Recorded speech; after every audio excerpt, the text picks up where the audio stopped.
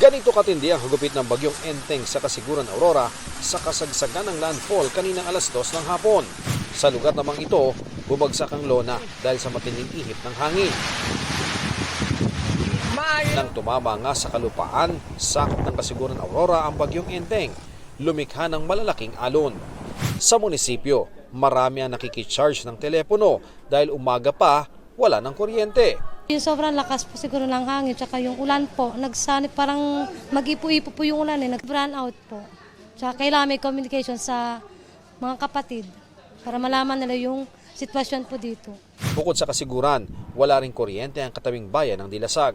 Mayroong mga bumagsak na poste and then marami kasi mga naputol na sanga na baka sumabit sa mga linya ng Aurelco.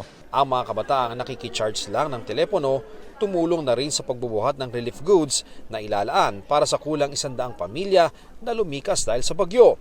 Sa katabing bayan ng Dinalungan, nakaparada na sa gilid ng kalsada ang mga bangka ng mangingisda.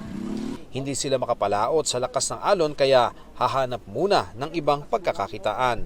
Trabaho po ako sa shop, yung ibang mga ngawil po talagang wala. Taghirap po ang buhay, gutom po talaga.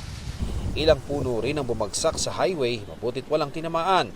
May rock slide din sa bulubunduking bahagi ng highway. Ayon sa Aurora PDRRMO, wala namang napaulat na nasaktan o nasawi sa pagdaan ng bagyo. Patuloy pa ang pagtanggap nila ng mga ulat mula sa iba't ibang bayan. Mga kapuso, sama-sama tayong maging saksi.